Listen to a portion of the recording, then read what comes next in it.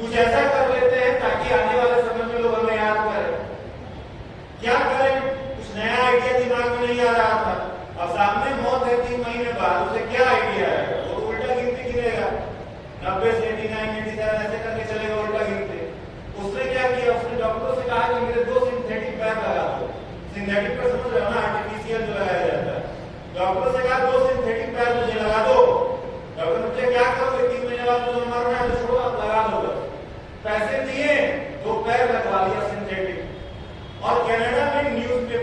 माध्यम से चारों तरफ खबर पहुंचवा दी कि कैरी फॉक्स एक 16 साल का लड़का है, 3 महीने बाद उसकी मृत्यु होने वाली है। वो चाहता है कि लोग उसे डोनेशन दें, और डोनेशन भीख के तरीके से नहीं चाहिए। मैं दौड़ूंगा प्रत्येक दिन, और जितना किलोमीटर मैं दौड़ूं उतने किलोमीटर के हिसाब से लोग मुझे डोनेशन दें। मैं ये चाहता हूं, जिसका जितना सामर्थ्य है वो उतना मुझे डोनेशन दे। दोस्तों 3 महीना 90 दिनों तक कैरी फॉक्स रोज भागता रहा। 3-4 घंटे की नींद लेता, मौत सामने थी तो सो करके करे क्या, 3-4 घंटे की नींद लेता, 18 से 20 घंटा दौड़ता, सिंथेटिक पैर लगा करके। और जब वो मरा तो उसके कैरी फॉक्स फाउंडेशन में इतना ज्यादा डोनेशन आ गया कि उसके मरने के बाद कनाडा में सबसे बड़ा कैंसर अस्पताल बना। और जब वो कैंसर अस्पताल बना तो आज भी आपको मालूम होगा कि सबसे ज्यादा कैंसर की जो दवाइयां बनती हैं, जो सबसे सस्ती मानी जाती हैं, वो कैरी फॉक्स फाउंडेशन की तरफ से आती है। एक युवा जब मरा तो इतना बड़ा कैंसर का उपचार खड़ा कर करके चला गया, इतना बड़ा तंत्र खड़ा कर करके चला गया। तो ईश्वर की असीम अनुकंपा है कि हमारे आपके हाथ पैर स्वस्थ हैं, हमारे आपका पूरा शरीर स्वस्थ है। और जब इतना खूबसूरत शरीर हमारे पास है, इतना स्वस्थ शरीर अगर भगवान ने दिया है, और उसके बाद अगर कोई व्यक्ति ये सोचता है कि मेरे पास कुछ नहीं है, तो दुनिया का सबसे बड़ा अपराध और सबसे बड़ा मूर्ख व्यक्ति है। उससे बड़ा कोई मूर्ख हो नहीं सकता। मरते हुए युवा अपने जीवन में क्या प्राप्त नहीं कर सकते हैं? जिनका जीवन खत्म हो रहा है वो अपने जीवन को जी करके दिखाया, और हम आप छोटे-छोटे आलस में प्रमाद में उलझे हुए हैं। छोटा सा एक एम्बिशन है, कोई बहुत बड़ा एम्बिशन नहीं है। छोटा सा लक्ष्य लेकर के पटना में बैठे हुए हो, जिस दिन ठान लोगे 6 से 7 महीना में वो लक्ष्य तुम्हारे हाथों में होगा, और उसके बाद वो लक्ष्य आपको लगता है कि हम इसे चेस नहीं कर पाएंगे। इसका सिर्फ और सिर्फ एक ही कारण है, आपके भीतर आपका जो आत्मबल है वो पूरी तरीके से ध्वस्त हो चुका है, समाप्त हो चुका है। और वो आत्मबल ध्वस्त किस कारण से हुआ है, अगर स्वयं के ऊपर विचार करोगे तो पाओगे कि आज के समय का संक्रमण काल कहीं ना कहीं हम लोगों के चित्त में, हम लोगों के मन में उतर गया। आज से बड़ा ट्रांजिशन कभी दुनिया में नहीं आया। ब्रह्मपुत्र गुरुदेव ने लिखा है 21वीं सदी में, 20वीं सदी में सबसे ज्यादा लोग संक्रमित होंगे। संक्रमित किस चीज से? बीमारियों से नहीं, उनको संक्रमण किस चीज का होगा? विचारों का संक्रमण होगा। और जो व्यक्ति का विचार एक बार विकलांग हो गया, मानसिक रूप से जो एक बार दिवालिया हो गया, उसको उठाना बहुत मुश्किल है। हाथ मारो अगर कट जाए और भीतर में उसका आत्मबल हो तो वो व्यक्ति जीवन जी करके आ सकता है, जीवन को साबित कर सकता है। लेकिन जो एक बार विचारों से कुपोषित हो गया, उस व्यक्ति को उठाना सबसे दुष्कर काम, सबसे दुष्कर काम।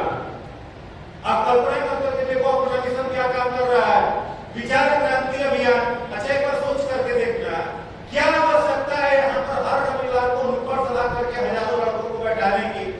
क्या आवश्यकता है अपने संसाधन को खर्च करके अलग अलग जिलों में जाकर के सैकड़ों हजारों युवाओं के बीच ये संदेश देने की, खुद को बदलो, परिवार को बदलो, समाज को बदलो? इसके पीछे का क्या उद्देश्य रहा होगा? इससे क्या प्राप्त हो जाता होगा? आपसे तो कोई पैसे लिए नहीं जाते, और जाकर के जिनके बीच में कार्यक्रम किया जाएगा उनसे भी कोई पैसे नहीं लिए जाते। फिर उनको सुधारने का ललक क्यों भीतर उतरता है? आज के वर्तमान समय में जहां पर सब लोग अपना जिद भरना चाहता है, वहां पर ये युवा प्रकोष्ठ दूसरों के उत्थान में, दूसरों के मानसिक रूप से ठीक करने में अपना समय खर्च कर रहा है। इसके पीछे भगवान की बड़ी योजना है। परम पूज्य गुरुदेव ने कहा था कि बेटे, मेहंदी पीसने वाले को हाथों में मेहंदी लगाने की जरूरत नहीं पड़ती है, प्रकृति उसका हाथ खुद लाल कर देता है। और ये युवा प्रकोष्ठ इसी विश्वास पर काम कर रहा है, इसी विश्वास पर काम कर रहा है। जो भी भाई इसमें समय दे रहे हैं, आज के समय में 60 से 70 भाई मुजफ्फरपुर में इस टेम्परेचर में आप देख रहे हो 3-4 दिनों से धूप की स्थिति क्या है। 4 दिनों से, 5 दिनों से जो गर्मी बढ़ा हुआ है, इसमें आप अपने रूम से निकलते होंगे सिर्फ क्लास जाने के लिए, उतना ही नहीं करते होंगे। रूम से निकले कोचिंग गए, कोचिंग से वापस रूम आए, रूम से निकले लाइब्रेरी गए, लाइब्रेरी से वापस घर, इतना ही करते होंगे। और इस तपती धूप में 60 से 70 भाई मुजफ्फरपुर में जाकर के डोर टू डोर जाकर के प्रचार कर रहे हैं, कोचिंगों में जाकर के प्रचार कर रहे हैं, और लड़कों को आमंत्रित कर रहे हैं कि आप अगले शनिवार को आइए और आकर के एलएस कॉलेज के ग्राउंड में अपना कैरियर बनाइए, अपने आप को ठीक करिए। ये क्या है? सिर्फ इतना ही उनके मन में है। मेहंदी पीसने वाले को मेहंदी हाथों में लगाने की जरूरत नहीं पड़ने वाली। अगर हम किसी के विचारों को उठाने का प्रयास करेंगे तो दुनिया की कोई ताकत ऐसी नहीं आएगी जो हमारे विचारों का पतन कर सके, जो हमारे विचारों को गिरा सके। और भगवान का सबसे बड़ा काम यही है। अगर पूछा जाए कि भगवान का सबसे बड़ा काम ये क्या है, तो एक लाइन में आप कह सकते हो, गिरे हुए व्यक्ति के विचारों को फिर से ठीक कर देना। ये भगवान की सबसे बड़ी सेवा है, भगवान की सबसे बड़ी सेवा है। तो जब भी जीवन में कठिनाइयां आए तो भगवान के पास जाकर के उनका क्या कहोगे? शुक्रिया, धन्यवाद। क्यों आता है कठिनाई? व्यक्तित्व परिष्कार के लिए। आप सोच करके देखो, आप सबने नाम सुना होगा और थोड़ा बहुत पढ़े भी होंगे। हम हर रविवार को लगभग जिक्र भी करते हैं। 12 जनवरी को जिनका जन्मदिवस मनाया जाता है, बर्थडे मनाया जाता है, स्वामी विवेकानंद, वेदांत के प्रणेता स्वामी विवेकानंद। नाम सुने हो सब लोग? आप सोच करके देखो, कितना साल की उम्र में उन्होंने शरीर छोड़ा? विवेकानंद ने कितना साल की उम्र में देह त्यागा? 39 ईयर्स में शरीर छोड़ा। कितना पता है? अब 39 साल जी करके अपना नाम अमर किए। और जब उनका जीवनी आप पढ़ोगे तो एक नास्तिक लड़का जिसके बचपन का नाम क्या था? नरेंद्र। विवेकानंद के बचपन का नाम नरेंद्र। घोर नास्तिक, परिवार में किसी चीज की कमी नहीं थी। जब तक नरेंद्र थे किसी चीज की कमी नहीं थी। उनके पिताजी कोलकाता के बहुत बड़े वकील थे। घर में पैसों की कोई कमी नहीं थी। कोई उनके घर अगर भिक्षा मांगने भी आता था तो नरेंद्र उसको झोली भर के भिक्षा देते थे, इतना संसाधन था। और जब भगवान को नरेंद्र को विवेकानंद बनाना था तो उस विवेकानंद को भगवान ने क्या किया? पूरे फटेहाल स्थिति में सारे भौतिक संसाधनों को उनसे छीन लिया। जिस नरेंद्र के पास कोई कमी नहीं थी, उस नरेंद्र के पिता के मृत्यु के बाद परिवार में 2 वक्त के रोटी पर आफत पड़ गया, सर के ऊपर छत का आफत पड़ गया।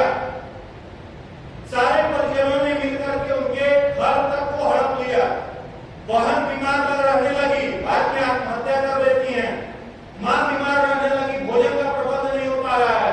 बड़े भाई पागल होकर के घर छोड़कर के चले गए। एक सोचो, सारे संसाधन से संपन्न युवा के ऊपर क्या गुजरा होगा जब परिवार में ये स्थिति आई होगी। इससे बड़ा परीक्षा भगवान किसी का क्या ले सकता है? वहां चली गई, पिता का मृत्यु हो गया, भाई घर छोड़कर के जा चुका है। ग्रेजुएट पास लड़का अपनी मां के लिए 2 वक्त का रोटी नहीं ला पा रहा है। उस समय विवेकानंद के दिल पर क्या गुजरा होगा? आज के समय का सामान्य युवा रहता तो क्या करता? चोरी चमारी में उतर जाता और क्या करता? नशा में चला जाता, जाकर के गांजा फूकरा, सिगरेट फूकरा, इन सब व्यसनों में लग जाता, उल्टे उल्टे काम को करता। विवेकानंद वहां टूटे नहीं, और नहीं टूट करके किसके पास गए? ठाकुर रामकृष्ण परमहंस के पास। और जब रामकृष्ण परमहंस के पास गए, जाकर के बैठे, तो रामकृष्ण परमहंस ने कहा कि बेटे चरित्र को संभाल लो, भगवान तुम्हारा जीवन संभाल देगा। सिर्फ कहा चरित्र को गिरने मत देना, भगवान तुम्हारा जीवन फिर से संभाल देगा। और नरेंद्र किसमें बदले? स्वामी विवेकानंद। उस समय एक बहुत प्रतिष्ठित व्यक्ति थे, नाम था उनका केशव चंद्र सेन।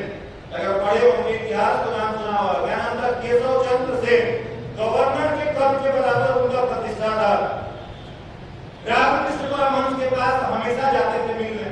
रामकृष्ण परमहंस के पास जब केशव चंद्र सेन गए, विवेकानंद को सूचना मिली कि वो आ रहे हैं, तो विवेकानंद के मन में आया कि रामकृष्ण परमहंस को मुझे जानते ही हैं। केशव चंद्र सेन से कितना कहा देंगे कि कहीं स्कूल में बोल दीजिए, इसे नौकरी मिल जाए। इस भाव के साथ स्वामी विवेकानंद आए और आकर के जमीन पर बैठ गए।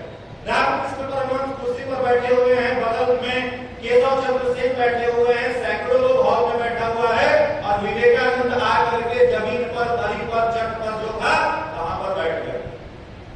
रामकृष्ण परमहंस ने देखा, जैसे ही विवेकानंद नीचे बैठे, अपना कुर्सी छोड़ा और कुर्सी छोड़ करके विवेकानंद के बगल में आकर के बैठ गए। जितने लोग वहां बैठे थे सब लोग शॉक्ड कि ठाकुर कर क्या रहे हैं? केशव चंद्र सेन कुर्सी पर बैठे हैं और ये भगवान होकर के दरी पर, जमीन पर विवेकानंद के बगल में बैठे हैं।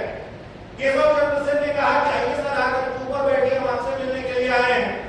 केशव चंद्र सेन से स्वामी रामकृष्ण परमहंस ने पूछा कि केशव, आप जो काम कर रहे हैं उसके लिए आपको भगवान का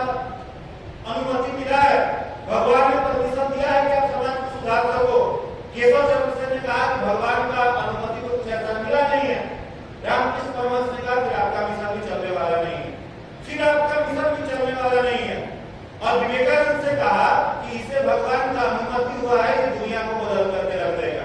आप दिया हो और यहाँ पर सूर्योदय होने वाला है, मैं सूर्योदय होने वाले स्थान पर आकर के बैठा हूँ।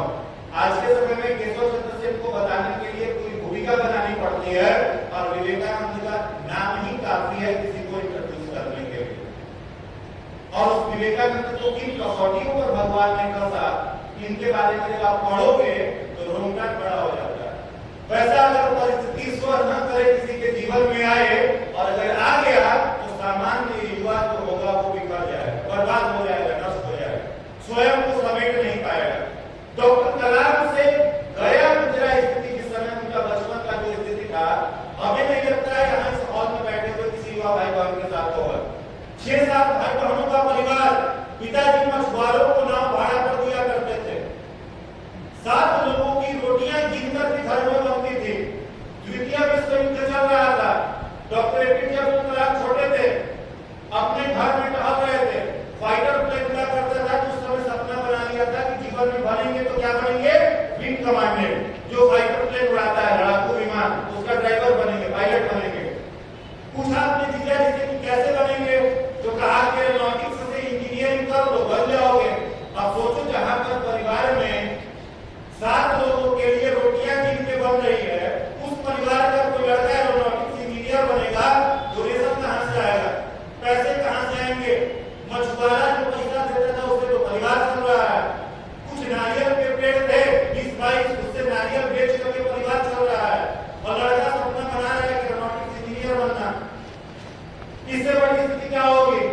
6-7 साल की उम्र थी, खाना खाने बैठेगा, 4 रोटी खाकर, 4 रोटी जैसे ही पूरा हुआ, उनके बड़े भाई उनके पास आए, आकर के कहा कलाम तुम को इतना 4 रोटी क्यों खा गए? डांटा इनको, बोले भूख लगा था, खा गए। इनके बड़े भाई ने कहा तुम्हें नहीं पता है तुम 4 रोटी जो खाए हो उसमें 2 रोटी मां के हिस्से की थी, 2 तुम्हारे लिए बना था, 2 रोटी मां के लिए बनी थी, और तुम चारों खा गए, तेरे चलते मां को रात में भूखा सोना पड़ेगा।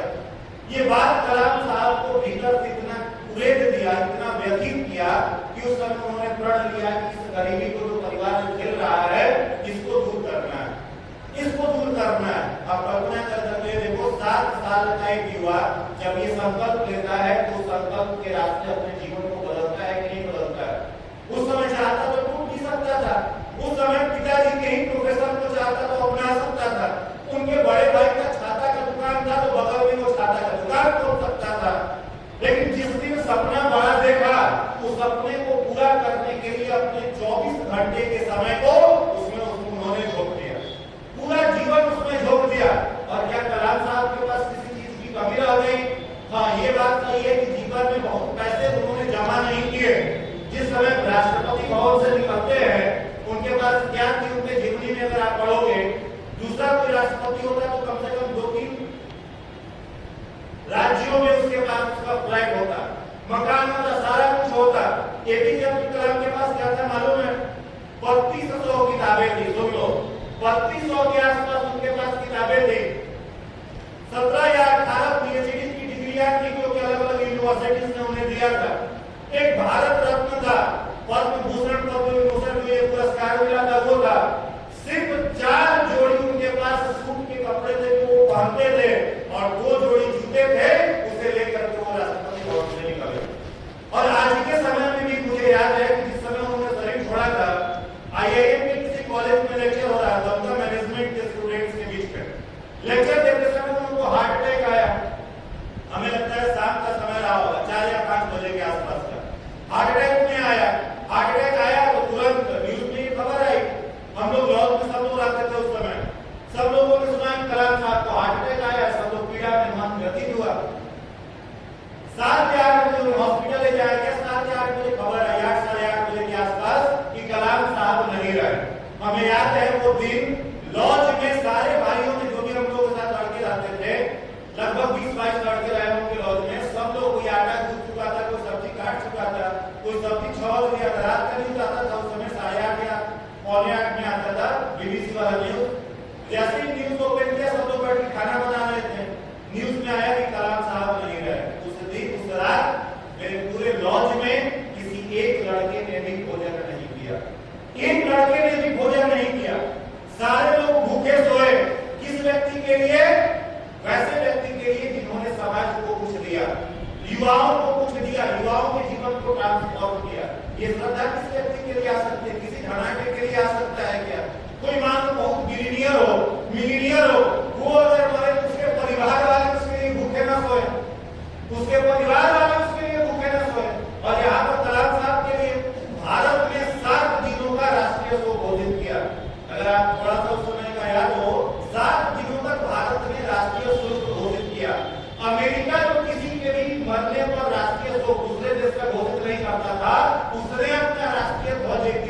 उठा दिया।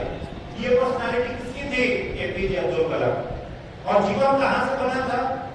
जीवन कहां से बना था?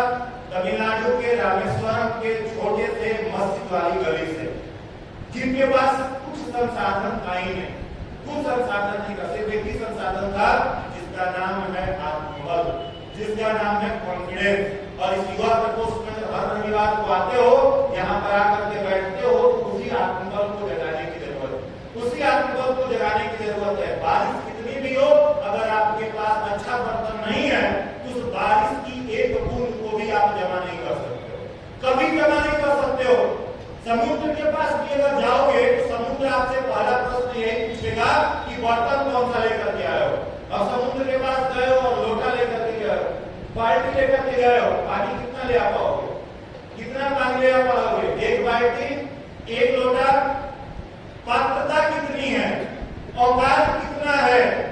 अगर भगवान उस औकात से ज्यादा दे देगा तो तुम्हारा अनिष्ट हो जाएगा, तुम उसे संभाल नहीं पाओगे। अगर भगवान जितना दे रहा है, भगवान से कहो अभी औकात भी उतना ही है, उतना ही हम संभाल सकते हैं। अपने क्षमताओं को क्या करना, बढ़ाना, अपने व्यक्तित्व का क्या करना, परिष्कार करना। इसलिए मैंने शुरू में कहा कि जब भी जीवन में कठिनाइयां आती है वो किसी को तोड़ने के लिए नहीं, व्यक्तित्व परिष्कार के लिए आती है, व्यक्तित्व परिष्कार के लिए आती है। आपने नाम सुना होगा सती प्रथा का, सुना था? सती प्रथा, उसको भारत में सबसे पहला विरोध किसने किया था? राजा राम मोहन राय। सती प्रथा को जड़ से खत्म किया। कितने की उम्र में संकल्प लिया था मालूम है? राजा राम मोहन राय की जीवनी उठा करके पढ़ो, मात्र 7 साल उनका उम्र था, सिर्फ 7 साल उम्र था। उनके परिवार में उनके बड़े भाई का देहांत हुआ। उनकी भाभी जो थी उन पर दबाव बनाया जाने लगा, और किसके द्वारा? समाज के कुछ लोगों के द्वारा। जैसे आज के समय में मृत्यु भोज प्रथा के रूप में पनपा हुआ है, और मृत्यु भोज में क्या हो रहा है? किसी के घर में उसके परिवार का सबसे बड़ा कमाने वाला सदस्य चला गया, और गिद्ध की तरह बैठा हुआ ये समाज प्रतीक्षा कर रहा है कि कब ये मृतक भोज करेगा। अपने परिवार की चीजों को बेच करके, एक तो घर में उसका कमाने वाला व्यक्ति चला गया, और दूसरा समाज क्या दबाव बना रहा है? मृत्यु भोज दे, लाखों रुपए उसके पीछे खर्च करे। जैसे आज के समय की कुप्रथा मृत्यु भोज है, उस समय कुप्रथा थी सती प्रथा के रूप में। 7 साल के राजा राम मोहन राय के बड़े भाई की मृत्यु हुई, उनके भाभी पर लोग दबाव बनाते हैं कि लाश के साथ तुम्हें भी अपना शरीर आत्मदाह कर लेना है। शुरू में तो तैयार हो जाती है प्रथा, सोच करके देखो कितनी बड़ी कुप्रथा थी, कितना बड़ा समाज का ड्रॉबैक था। मन में भय आता था। आप रोटी मान लो बेल रहे हो, और रोटी बेलते समय जब तवे पर रोटी रखे, और अगर उंगली पर तवे का रोटी का स्टीम लग जाता है तो उंगली में क्या दिन दर्द होता है? अरे बोलो, कभी रोटी से हाथ जला बनाते हुए क्या दिन दर्द होता है? 2-3 दिन तक हटते रहता है, कोलगेट लगाते हो। सोचो, सिर्फ गर्म हाथ से उंगली जला तो तुम्हारी क्या हाल होती है? और किसी जीवित व्यक्ति को, जीवित महिला को उसके पति के शव के साथ बांध करके जला दिया गया। इससे बड़ी कुप्रथा क्या हो सकती है? और वो कुप्रथा थी अपनी भाभी के साथ 7 साल के राजा राम मोहन राय का बहुत स्नेह था, बहुत लगाव था, बहुत मानते थे। उनकी भाभी को कुछ मादक पदार्थ खिलाया गया, और उनके पति के शव के साथ ही बांध करके, लेटा करके उनके बॉडी को जला दिया गया, आग लगा दिया गया। बेहोश थी, बेसुध थी, उस समय आग लगाया गया। जब शरीर में कष्ट हुआ, पीड़ा हुआ, तो उस चिता पर से उठ करके भागने का प्रयास उन्होंने किया, हटने का प्रयास किया। लोगों ने क्या किया?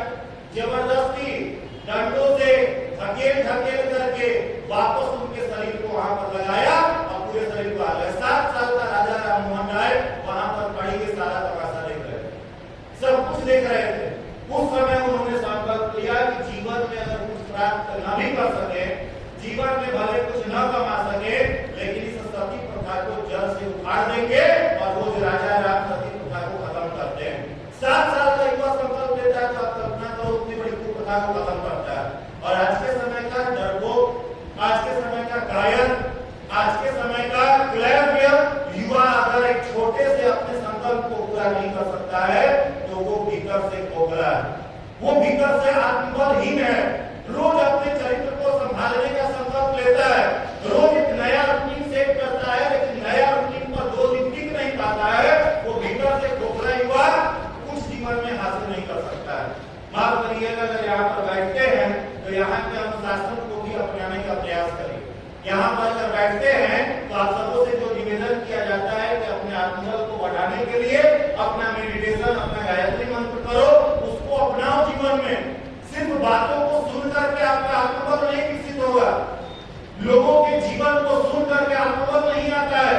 आत्मबल आपका तब विकसित होगा जब आप अपने आराध्य के साथ बैठ करके उनके साथ समय बिताना शुरू करोगे। 20 मिनट की जगह 30 मिनट बैठ करके पूरे भाव के साथ उगते हुए सूर्य का ध्यान करो और गायत्री मंत्र करो। देखो 90 दिनों के बाद तुम्हारा पर्सनालिटी फॉर्म होता है कि नहीं होता है, चेंज होता है कि नहीं होता है।